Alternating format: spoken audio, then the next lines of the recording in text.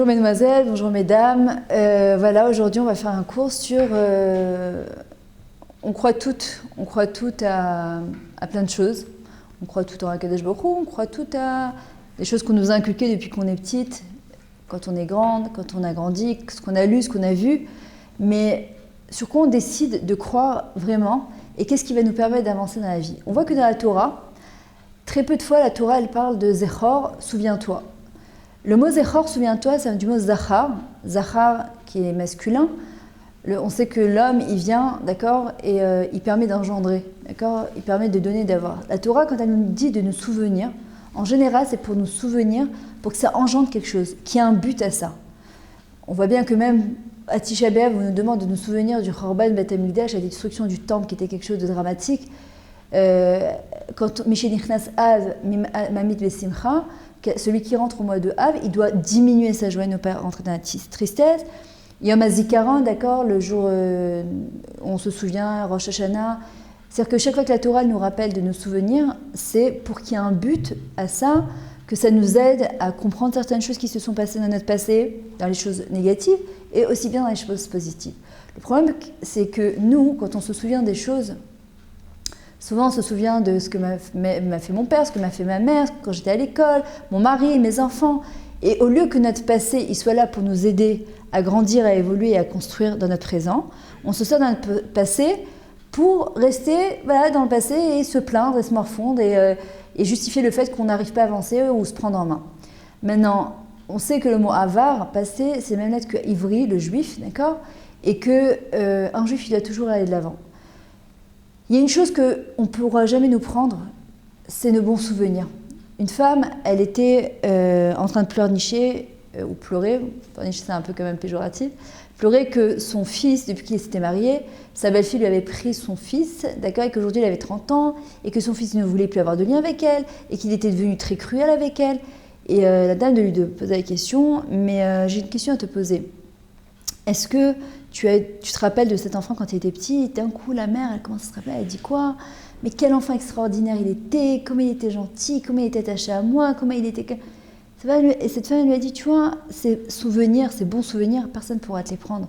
Ta belle-fille, elle peut prendre ce que tu veux, mais elle ne pourra pas prendre ces bons souvenirs. Seulement, si nous, on décide de s'accrocher à ces souvenirs qui sont positifs, ce que ça fera, c'est que ça fera rejaillir justement que le bon côté. Et comme on dit, nidback, dommer les nidback. C'est-à-dire que ce qui s'assemble se ressemble. Quand quelqu'un, il cherche le bonheur, il recherche le bonheur, il poursuit le bonheur comme il poursuit la paix, et il sera en contact avec des gens qui recherchent aussi le bonheur. Quand quelqu'un il cherche à remercier, à être content, il sera en contact avec des gens qui sont heureux et qui sont contents. Quand quelqu'un il cherche à grogner et à raconter toutes les choses les plus angoissantes de la terre, il trouvera sur son chemin des gens de la même trempe que lui. D'ailleurs, on dit, si tu veux savoir quelles sont tes 5 aspirations dans la vie, regarde les 5 gens que tu fréquentes. Regarde où tu en es, regarde qui c'est que tu fréquentes, et tu verras qui tu es réellement et quelles sont tes aspirations dans la vie. C'est pas pour rien qu'on dit mitzvah, goret, mitzvah, avera, goret, avera. Une mitzvah entraîne une autre mitzvah, une avera entraîne une autre avera. Pourquoi est-ce que c'est une espèce de spirale, d'accord, ou montante ou descendante? C'est nous qui choisissons. Et c'est nous qui choisissons de faire jaillir les bons souvenirs ou les mauvais souvenirs. Il y a des gens qui vous disent, j'arrive pas à oublier, j'arrive pas à me rappeler des âges. Les bons moments, ils passent toujours très vite, et les mauvais moments, c'est ce qui reste.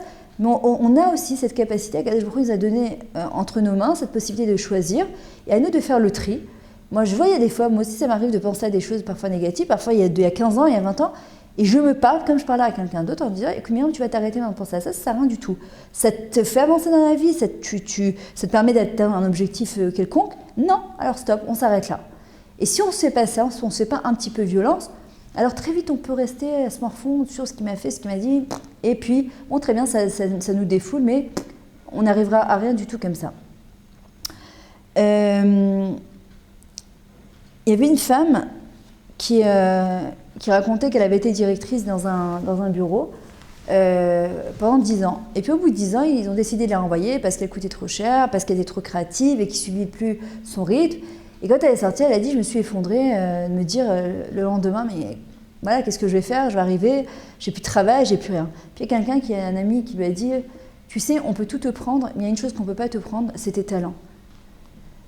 Ton talent de directrice, que tu as été créative et que tu as fait et que tu as monté et que personne ne peut te le prendre. D'accord? Et si tu veux, tu peux tout recommencer. Et c'est tellement vrai, c'est-à-dire que les ressources qu'Hachem a mis à l'intérieur de nous, les moyens qu'il nous a donnés pour se construire, pour avancer, ça, on peut tout nous prendre, mais on ne peut pas nous prendre ça. C'est-à-dire qu'il y a marqué dans un des télim de David Amela, il y a marqué un moment Beki Sharon. Ki Sharon, en ivrite, c'est un talent.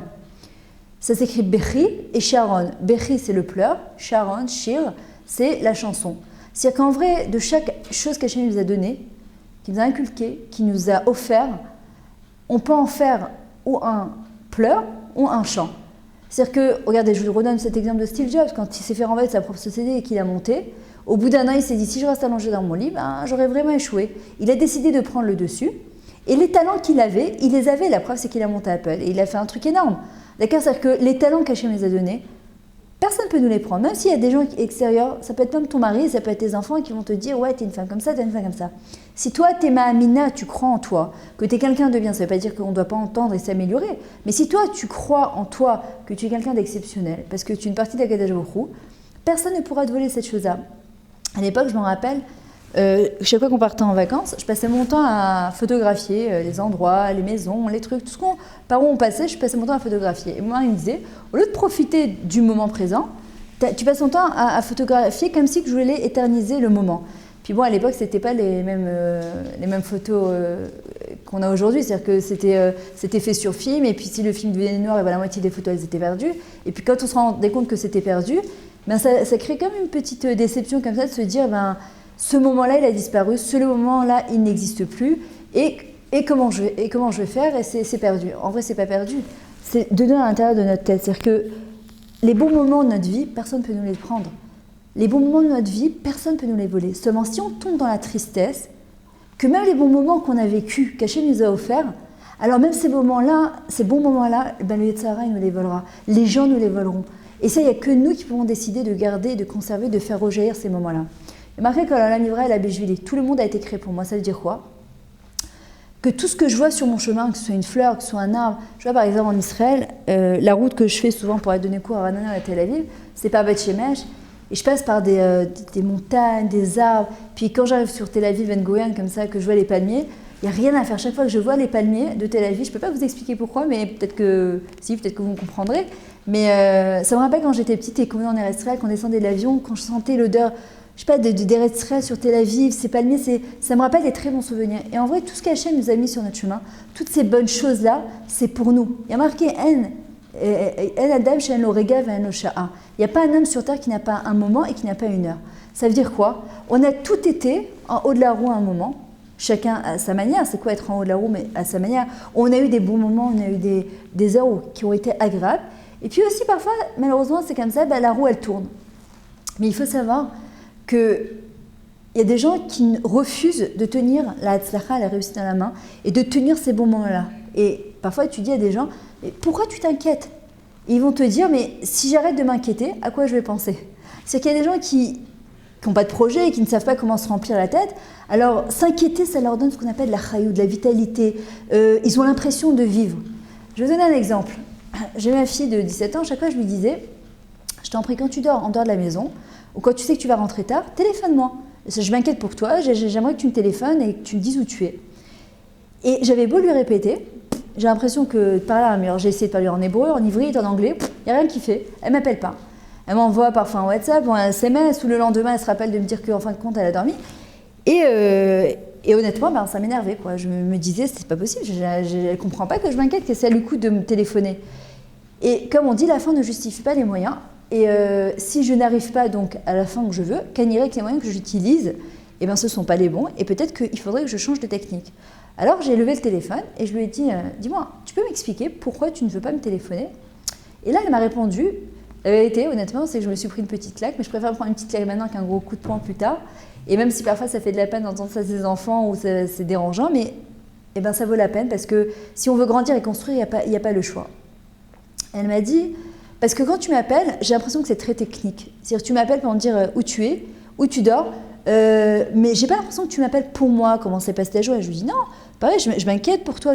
Non, elle me dit tu t'inquiètes pour toi. Je lui dis comment ça je m'inquiète pour toi? Pour moi, pas du tout, je m'inquiète pour toi. Elle me dit non, pour toi, pour ta tranquillité, que ta fille elle est bien rentrée. Et j'ai réfléchi et je me suis dit, c'est vrai que peut-être qu'il y a une part de vérité dans ce qu'elle dit. Que parfois, en tant que parents, on s'inquiète pour eux, mais pour nous, pour notre bien-être à nous, pour dormir tranquillement, on s'inquiète aussi pour eux. Mais l'enfant, il a besoin de sentir ce qu'on appelle la irpatiout, qu'il est important pour moi, mais pour lui. D'accord? Pour lui, c'est-à-dire que je m'inquiète pour lui, ou ce qu'il fait dans sa journée pour lui, et pas seulement pour moi. Et j'ai dû rentrer dans ses chaussures pour essayer de comprendre ce qu'elle me disait, c'était pas évident. Et après, je vais essayer de lui faire comprendre, elle, en tant que position de jeune fille, je lui dis, regarde, imagine demain t'es une maman, et t'as des enfants, essaie de comprendre ce que je peux ressentir. Et c'est ce que j'ai fait. Le lendemain, elle est partie à Eilat, avec sa classe, et elle m'a pas téléphoné du tout. On va me dire, bah alors, ça sert à quoi cette conversation? Non, ça sert. Et soit elle me teste, soit je me suis dit, bah, moi aussi, je suis testée, ben, je vais pas réagir. Donc, ce que j'ai fait, avant de dormir hier, je ne m'avait pas téléphoné, on a envoyé des WhatsApp, ça, je me suis dit, au bout du compte, elle est partie pour 2 jours. Bon, elle n'a pas envie qu'on lui prenne la tête, elle n'a pas envie qu'on soit derrière elle sur son dos à lui dire où tu es, qu'est-ce que tu fais, nanana. Alors je me dis oui, mais peut-être qu'elle peut dire je suis bien arrivée. Vous avez raison, tout ce que vous voulez. Au bout du compte, ce que je veux, c'est que l'amener à comprendre que je voudrais qu'elle me lance un message de temps en temps, tout va bien. Et ce que j'ai fait, c'est qu'avant de dormir, j'ai envoyé un message en lui disant Teheni Hamouda, profite bien ma petite chérie, reprends des forces et reviens. Je ne raconte pas le mot gentil qu'elle m'a renvoyé après, merci maman, je t'aime très bien, etc. C'est-à-dire que je sais ce qu'elle veut là, ni je lui téléphone, ni que je lui dise comment ça va, ni rien du tout. Elle veut profiter avec ses copines, sa prof, elle n'a pas envie que je sois sur sa tête. C'est pas grave, il faut respecter aussi, d'accord? Maintenant, s'inquiéter aussi, tout le temps, c'est prendre aussi un peu la place d'Akadosh Baruch Hu, c'est-à-dire que vouloir tout gérer en même temps, oui, il est celui-là, oui, il est celui-là. Maintenant, c'est vrai qu'on est des êtres humains, on est des mamans, et c'est normal qu'on s'inquiète. On s'inquiète pour nos maris, on s'inquiète pour nos enfants, puis parfois la situation, etc. Mais on devrait essayer, au lieu de la daga, de l'inquiétude, faire place plutôt à la emuna, à la confiance en Akadosh Baruch Hu, la confiance en la personne, et justement penser plus positivement en se disant, Bezrat Hashem, ils vont rentrer comme il faut.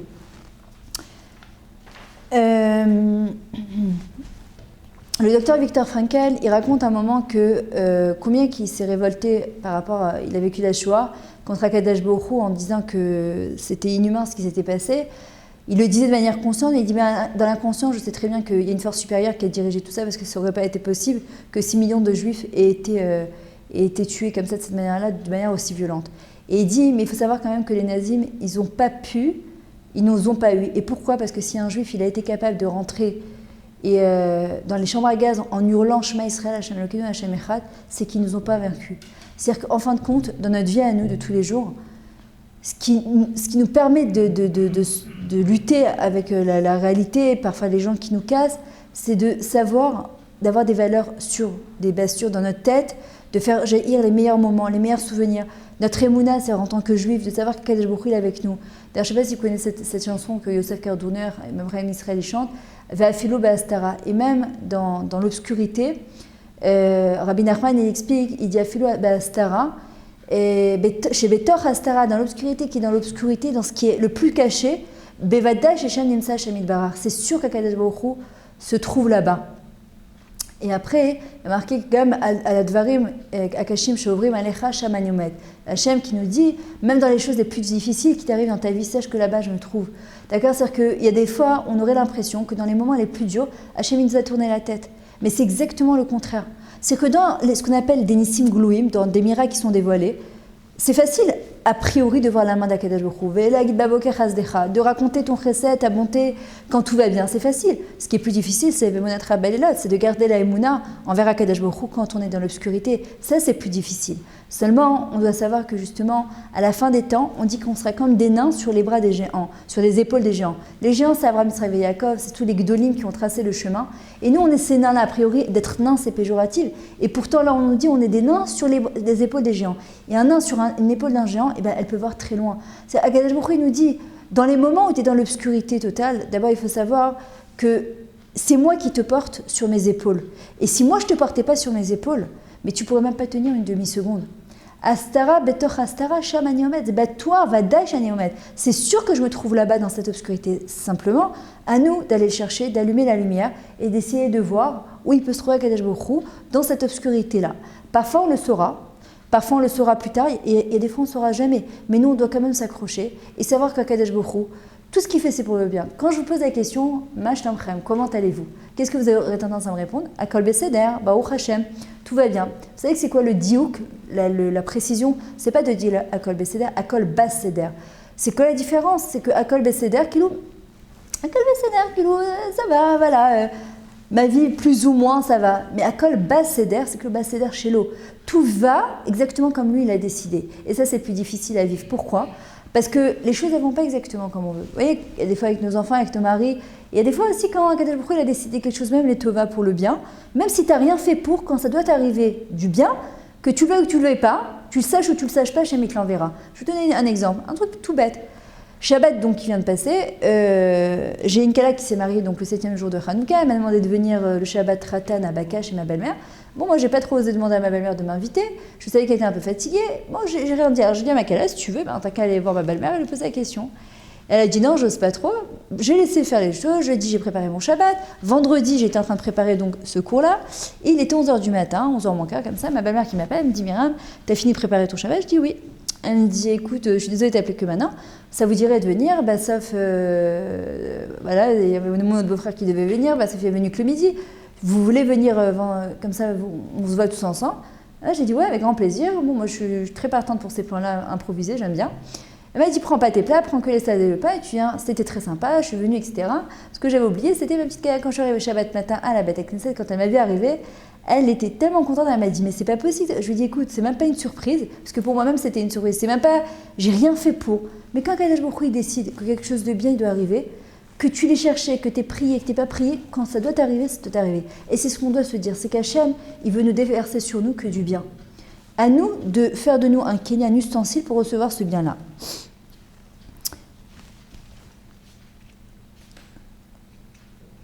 Maintenant, pendant qu'on était donc Shabbat chez ma belle-mère, elle a sorti toutes les photos. Et c'est vrai que en revoyant les photos des enfants, de nous parfois aussi quand on était un petit peu plus jeunes, c'est vrai qu'il y a des photos parfois qui vous rappellent des très bons souvenirs, il y a des photos qui rappellent des mauvais souvenirs. Mais quand je regardais les photos des enfants, je me disais waouh, mais qu'est-ce qui se passe entre le bébé qu'on est comme des fous, on l'embrasse les pieds, on est là, les premières dents, les tanana. Et puis d'un coup, il devient adolescent, on se dit, Ribono Shel Olam, qu'est-ce que j'ai fait? Qu'est-ce qui est devenu ce gosse? Qu'est-ce qui va devenir, etc. Le fait de revoir les photos, c'est de se rappeler quelque part ce cadeau qu'Hachem nous a fait. Ce bébé qui est sorti de notre ventre, cette neshama qu'Hachem nous a donnée, et qu'on doit s'en occuper, et qu'on doit l'accepter, même quand ça ne va pas comme nous, on a envie, Basséder chez l'anneau, et la Basséder chez l'eau. Même quand les choses ne vont pas comme nous, on a envie. On doit continuer à lutter, et dans la joie, à être ma'amine, à croire que Bezrat Hachem il sortira du bien de ça. On voudrait bien que la colle y ait Besséder, que tout aille droit. Mais vous savez, c'est comme quand on va voir quelqu'un qui est hospitalisé, ou une femme qui est enceinte, tant que le monitoring il monte, il descend, c'est que Baruch Hachem, le bébé il est encore bien vivant, c'est que Baruch Hachem, la personne elle est encore vivante. Dès que le monitoring il fait comme ça une ligne plate, d'accord, c'est que c'est fini, ou c'est que Baruch Hachem, la femme elle a déjà accouché. On y arrivera tous à ce céder-là, d'accord, à cette ligne plate, mais à 120 ans. Pour le moment, tant que le monitoring il monte et il descend, c'est que Baruch Hachem on est encore vivant, c'est qu'on a encore du travail, c'est qu'on est encore céder chez eux, c'est qu'il y a encore une lutte à faire. Et c'est comme ça, c'est le derrière de la vie, c'est le chemin de la vie. Il faut savoir que les Bnei Noach, d'accord, les non-juifs, eux, ils ont un choix à faire entre le bien et le mal. Un juif, il a le choix entre Elohim, entre Dieu et sa matérialité. Ça ne veut pas dire qu'on n'a pas le droit à la matérialité, ça veut dire que la matérialité, on doit la sanctifier. Mais on doit savoir une chose, c'est que on est là pour élever cette matérialité-là et qu'on doit rentrer Hachem, dans tout ce qui nous arrive dans la vie.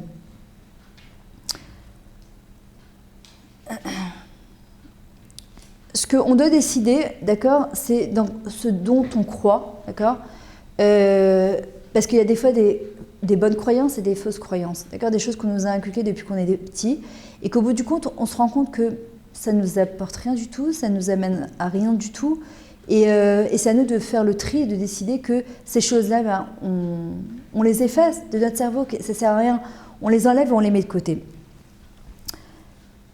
Regardez, très souvent, vous allez voir, on va dans un mariage ou dans une fête, et les gens qui ont l'habitude de chercher le bon côté des choses, Ils vont vous dire, oh là là, c'est génial, c'est super, etc. Et les gens qui ont l'habitude de grogner, que vous amenez dans un hôtel 5 étoiles, dans des super vacances ou n'importe quoi, ils trouveront toujours ce qui ne va pas. Et à table comme ça, ils vont dire, oh là là, les carottes, elles sont trop piquantes, et puis les aubergines, ils sont tournées, et puis encore tout le temps le même repas, du poulet, du riz, des olives, on en a marre de ces trucs-là, et puis la musique, elle est trop forte, et puis.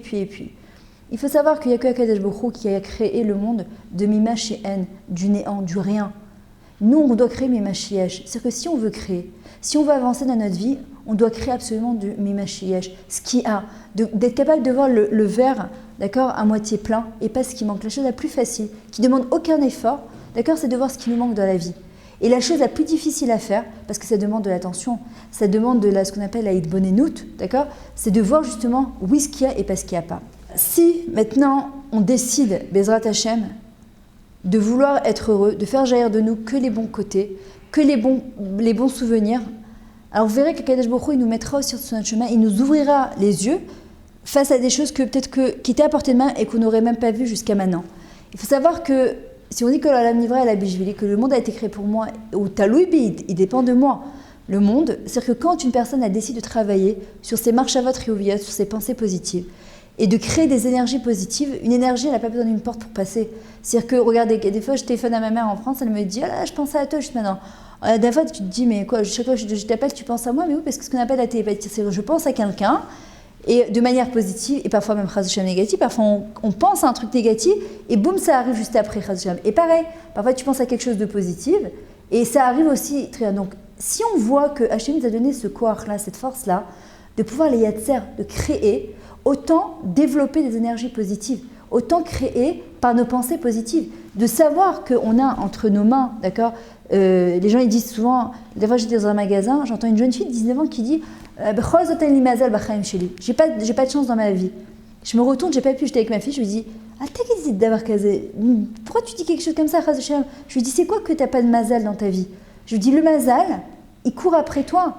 D'accord, c'est-à-dire que c'est toi qui formes ton goral, c'est toi qui formes ton tirage au sort, c'est ton sort, c'est pas le contraire. C'est toi en fonction de comment tu vas voir les choses et comment tu vois Akadosh Baruch Hu qui va faire descendre l'abondance en bas, du bas vers le haut. Mais si tu as un imazal, c'est mon sort, c'est mon destin, j'ai pas de maktoub, j'ai pas ce que vous voulez, Chas v'shalom, les choses, elles iront en fonction de ce que toi tu crées avec ta bouche et ta pensée.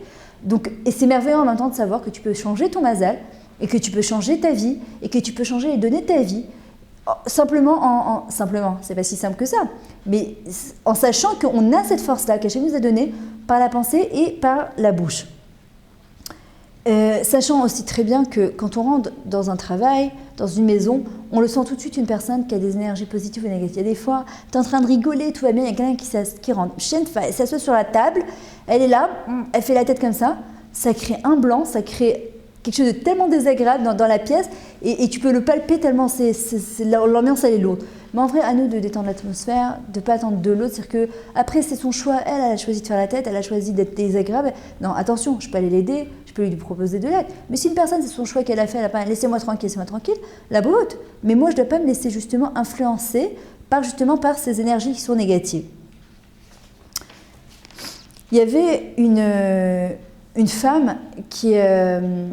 une fois qu'elle avait téléphoné en disant voilà j'ai 12 enfants, au Hachem, je remercie Akadosh Baruch Hu, mais c'est tellement difficile de s'en occuper, la parnassa. Alors l'autre elle lui a répondu, elle lui a dit n'oublie jamais que tu as tu as 12 biens. Il y a des gens qui se vendent d'avoir acheté des immeubles à Tel Aviv, à Modi'in, à Jérusalem, etc. Quand la kavod la au Hachem, ils ont travaillé, ils ont eu la bracha. Mais ça, c'est des choses qu'on ne comprendra pas avec nous. C'est du vent tout ça, c'est très bien dans ce monde-là, ça nous permet de vivre ce que vous voulez. Mais la seule chose qui nous restera, c'est Shtem Esrei Nechassim, Shesh Esrei Nechassim, Shesh Nechassim, 6 biens, 5 biens, 1 bien, 2 biens qu'Hachem nous a donné, c'est nos enfants. C'est vrai que ça demande beaucoup de force, physique, morale, spirituelle, tout ce que vous voulez. C'est vrai que c'est beaucoup de parnassa de s'occuper d'un enfant, mais chaque enfant, il y a sa bracha. Mais au bout du compte, qu'est-ce qui nous reste? C'est quoi les plus beaux cadeaux? C'est ça. Je terminerai avec une petite histoire. Il y avait une femme qui n'avait pas d'enfant. Et elle est partie voir des rabbanim, je vous en supplie, priez pour moi. Je veux avoir absolument un bébé. Baruch Hashem, après quelques années, elle finit par avoir un enfant, un petit garçon, la Brit Mila, c'est la grande fête, tout le monde est content. Un an, 2 ans, 3 ans passent. Un jour, la mère, elle va avec son enfant sur le bord de la plage. Elle est en train de construire des châteaux de sable. Et pitom, il y a une vague qui arrive, qui prend la mère et l'enfant. La mère, elle ressort de la vague.